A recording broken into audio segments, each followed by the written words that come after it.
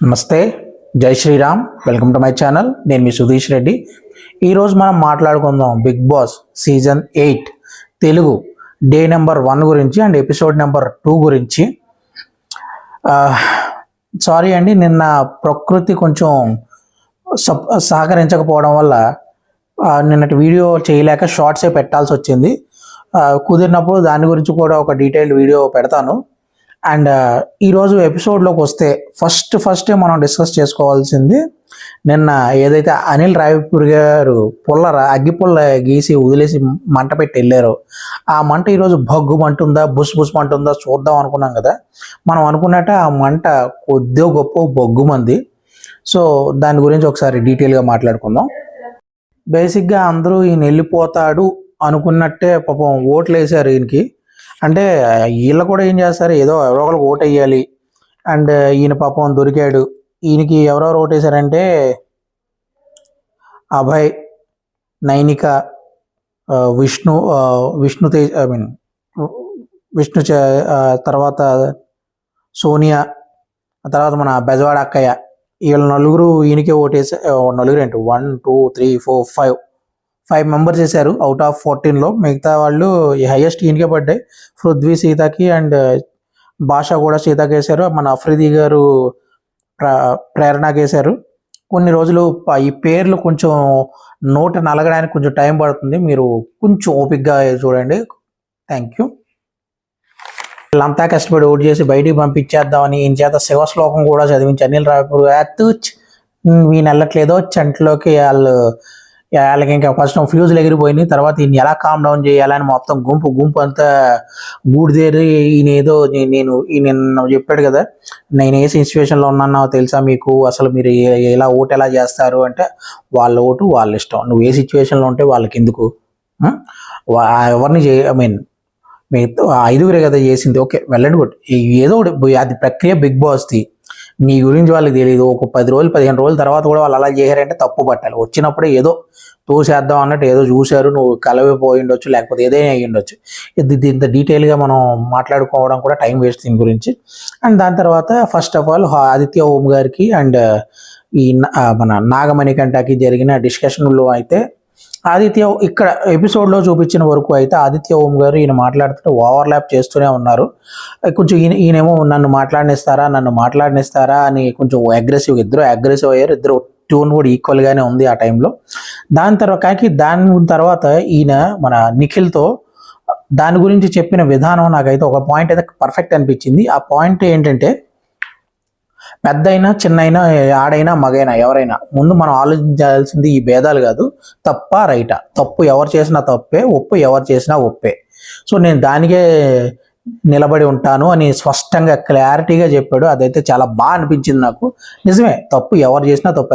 అక్కడ జాతి భేదాలు కానీ మత భేదాలు కానీ ఇవన్నీ తీసుకురాకుండా తప్పు తమ్ముడు చేసినా తప్పు, నాన్న చేసినా తప్పు, ఎవరు చేసినా తప్పే అని చెప్పాలి. Well said. అదైతే నేను ఖచ్చితంగా ఏకీభవిస్తాను మన నాగమణికంటతో. ఆ తర్వాత విష్ణుప్రియ వచ్చి కూడా ఈయన్ని కూల్ చేయడానికి ఏదో ఫెమినియన్ ఏదో పదం అయితే వాడింది. అది నోరు తిరగట్లేదు నాకైతే. అంటే కొంచెం ఆడ లక్షణాలు ఉన్నాయి అన్నట్టుగానే చెప్పింది. అంటే వాటర్ బాటిల్ తీసుకుని ఈయన కొంచెం ఆ నడక కూడా అలాగే అనిపించి ఉంటుంది ఆవిడకి. సో దాని గురించి అలా చెప్పడం, ఆవిడదైతే అలా చెప్పడం తప్పే. అండ్ దీని తర్వాత ఈయన ఎవరి అమ్మాయి నైనికాతో మాట్లాడుతున్నాడు అండ్ సీతాతో మాట్లాడుతున్నారు దాని గురించి. ఆ తర్వాత దాని ముందే మన నిఖిల్కి ఈయనకి కొంచెం ఆర్గ్యుమెంట్ జరిగితే, నువ్వు ఎందుకు దాన్ని ఎక్కువ స్ట్రెచ్ చేస్తున్నావు, నాకు అది ఇష్టం లేదు, ఇక్కడతో ఆపే అన్నప్పుడు ఈ నిఖిల్కి అయితే కొంచెం ఈగో హట్ అయింది. అండ్ ఇద్దరు ఎవరు నేను తగ్గను అంటూ ఇటు అటు గెడ్డాలు బాగుంటున్నారు. ఫోన్లే మిగతా వాళ్ళు కూడా ఏదో కూల్ చేయడానికి ట్రై చేశారు. బట్ ఆ ఆర్గ్యుమెంట్లో అయితే నిఖిల్ కొంచెం ఈగోకి వెళ్ళాడు. ఏంటంటే బచ్చగాడు నా మాట వినట్లేదు అని ఈయన ఏదో ఈగొట్టి ఈయన నేను తగ్గేదిలే అని ఈయన కూర్చున్నాడు. ఫస్ట్ ఆఫ్ ఆల్ ఈయన ఇక్కడ కూడా నాగమణికంటది పాయింట్ అయితే క్లారిటీగా ఉంది. ఏదైనా మొహం మీద చెప్పలేకపోవడం, స్ట్రైట్ ఫార్వర్డ్గా నువ్వు ఇలా చేస్తున్నావు, అది నాకు తప్పు అనిపిస్తుంది, ఆపు, ఇక్కడతో ఆపే అని చెప్పడం కూడా పర్ఫెక్ట్గానే అనిపించింది నాకు ఇక్కడ.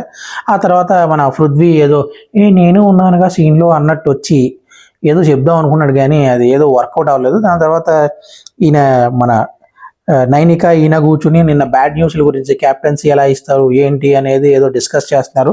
వీళ్ళు లైట్లు ఆపే లోపే మన భాష వచ్చి అక్క మన బెజవాడ అక్కతో యూల్ గురించి ఏదో ఐ లవ్ యూ అని ఏదో చెప్పాడు. అది నీకేం పోయే కాలం వచ్చిందిరా అనుకున్నాను నేను. బట్ మా ఆయన ఎవరు అంత మనం ఏం చేస్తాం చెప్పండి. ఆ తర్వాత డే 1 ఉదయం 9 గంటలకే మన గాడ్ ఫాదర్ సినిమాలో మెగాస్టార్ చిరంజీవి గారి తక్కిరమార్ సాంగ్ వేసారు. వీళ్ళందరూ తారుమార్ అని మన పృథ్వీ అయితే స్విమ్మింగ్ పూల్లో దూకాడు. అండ్ పృథ్వీ గురించి చెప్పడం మా టీవీలోనే నాగభైరవి అనుకుంటా ఆ సీరియల్లో యాక్ట్ చేసి నేను మిస్ అయ్యాను పాయింట్. సో చెప్పేద్దాం. ఓకే అమ్మయ్య చెప్పేశాను. నెక్స్ట్ వీళ్ళకి రేషన్ వచ్చింది 11 గంటలకి. ఆ తర్వాత వీళ్ళు నిఖిల్ నీట్గానే అందరి ముందు నేనున్నాను, ఐఎమ్ హియర్, ఐఎమ్ పెదరాయుడు అన్నట్టు వచ్చి మంచిగా బాగానే ప్లానింగ్ చేశాడు. ఈలోపు మళ్ళీ బెల్లగొట్టి మళ్ళీ ఎక్స్ట్రా గ్రోసరీ ఇచ్చారు. అండ్ ఆ గ్రోసరీతో బిగ్ బాస్ ముందు కాబట్టి ఇస్తున్నాను మీకు, జాగ్రత్తగా నీట్గా పద్ధతిగా వాడుకోండి, ఏమన్నా తేడా పాడాలు వస్తాయి. నాగార్జున గారి వీకెండ్ వచ్చాక నాగార్జున అంటాడు. సో కాబట్టి జాగ్రత్తగా వాడుకోండి అనే చెప్పారు. దాని తర్వాత మళ్ళీ వర్క్ డిస్ట్రిబ్యూషన్లో పడ్డారు. కొంతమంది కిచెను, కొంతమంది ఫ్లోరు, కొంతమంది బాత్రూము, మొత్తం ఈ టాస్క్లు అయితే డివైడ్ చేసుకున్నారు.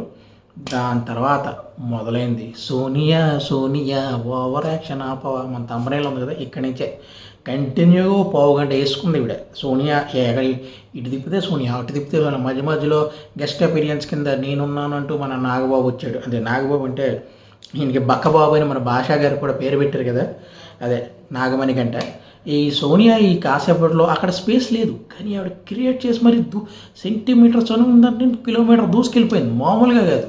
ఆ కుక్కర్ గోల ఒకటి, ఆరెంజ్ గోల, వాళ్ళు ఏదో ఆవిడ ఏదో ఫస్ట్ అందరికీ పూర్తిగా అంత తెలితే ఈవిడే చేసేయచ్చు కదా, పూర్తిగా ఎవరికి ఏం తెలియదు పాపం, ఏదో ప్రయత్నిస్తున్నారు. ఫోన్ లేదని చూడొచ్చుగా. No no no no you listen to me, don't talk అన్నట్టే మాట్లాడుతుంది. ఓకే. అండ్ ఆ ఫుడ్ విషయంలో డ్రైనేజ్లో పడినది తింటావా, లేకపోతే అఫ్కోర్స్ వాళ్ళు ఫుడ్తో ఆడడం తప్పే, కానీ ఆ ఫుడ్ని మళ్ళీ వాళ్ళు ఎక్కడ పడేసి వాళ్ళు తెచ్చి అక్కడే పెట్టి ఉంటే తప్పు. అదే మన నాగమణికంటే చెప్పిన పాయింట్ వ్యాలిడ్ అక్కడ.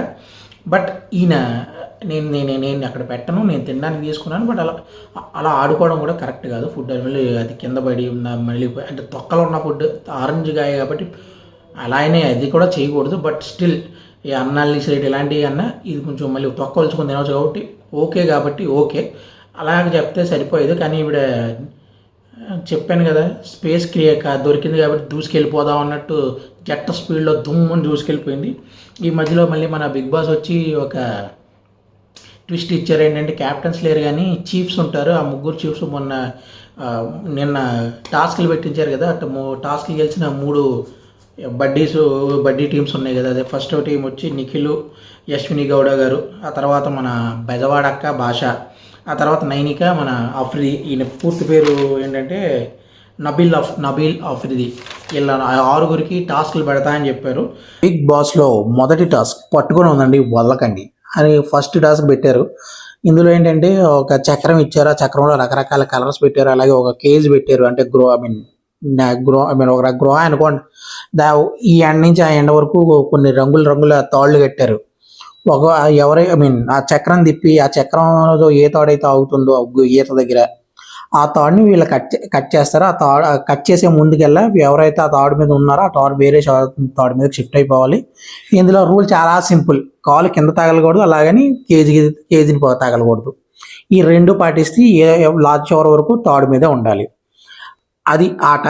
సో దీనికి మన మొట్టమొదటి బిగ్ బాస్ సంచాలక అభయం ఇచ్చాడు. అందరూ కూడా అభయాన్ని తీసుకుని ప్రొసీడ్ అయిపోయారు. First brown, yellow, black cut అయ్యే టైంకి మన అక్క అవుట్. ఆ తర్వాత యశ్విని పాపం చాలా కష్టపడింది. చాలామంది నిఖిల్ కానీ లేకపోతే చాలామంది తోయడానికి ట్రై చేశారు, బట్ ఆవిడ మొత్తానికి పడిపోయింది, అవుట్. ఆ తర్వాత భాష, ఆఫ్రిది ఒకేసారి పడ్డారు, అవుట్. నైనిక చాలా గట్టి పోటీ ఇచ్చింది, బట్ మ్యాక్సిమం నిఖిల్తో హొరహొరిగానే పోటీ పడి మొత్తానికి ఓడిపోయింది. బట్ నిఖిల్ మొట్టమొదటి విజయం సాధించాడు. అలాగే ఫస్ట్ చీఫ్ అంటే చీఫ్ గొంతులోకి రావాలన్నమాట అన్నట్టు ఈ ఇది ఉంది. ఆ తర్వాత మన అక్క హ్యాపీగా ఉండడం గురించి ఏదో కొటేషన్ చెప్పింది. కోటు మీద రాసుకుందాం అనుకున్నా. తర్వాత మన నాగ మణికంఠ బాబు బ్రెయిన్కి హార్ట్కి మధ్య కనెక్షన్ల గురించి కనెక్షన్ లేకుండా మాట్లాడాడు. ఆ తర్వాత మన భాషాబాయ్ ఇందాక పాంచాలి చేసాలి అని చపాతీ గురించి ఆనేసుకొని ఆరేసుకుని పారేసుకుని అన్నట్టు ఇలాంటి కుళ్ళు జోకులు వేస్తున్నాడు. పాపం ఈయన్ని కొంచెం భరించడం కష్టమే ఈ జోకులతో. విష్ణు నీకు దన్నం స్వామి అని లేచి వెళ్ళిపోయింది. అండ్ ఇమీడియట్గా రెండో టాస్క్ కూడా స్టార్ట్ అయింది. రెండో టాస్క్కి మన సీతని కిరాక్ సీతని సంచాలకుగా ఉంచారు. అవేవో కాలం మధ్యలో డబ్బాలు పెట్టుకుని ఎగిరెళ్ళి అన్నీ క్లియర్ చేయాలి. నైనికి మాత్రం హ్యాట్స్ ఆఫ్ చెప్పాలి, టేకే బౌ అనాలి కూడా. అంత పర్ఫెక్ట్గా ఆడింది, సూపర్గా ఆడింది. ఆమె సెకండ్ చీఫ్గా మారిపోయింది. ఐ మీన్ నాకు చెప్పాను కదా, చీఫ్ కాదు చీఫ్, గొంతులు రావాలన్నమాట. ఆ తర్వాత ఎవరైనా మన నాగమణికంట ఏయో పుల్లలేస్తున్నాడు పాపం. నిఖిల్ని బాగానే టార్గెట్ చేశాడు అదే సీతతో. ఐ మీన్ ఇందాక సీత సంచాలకుగా నేను కూడా బాగా చేశానని చెప్పొచ్చు కదా బిగ్ బాస్ అంటే. పక్కెళ్ళి ఆడుకో అమ్మ అన్నాడంట. మరి అదేంటో ఆ పక్కెళ్ళి ఆడుకో అన్నట్టు అయితే వినిపించింది. అనేది సరదాగా అంటుంటాం కదా.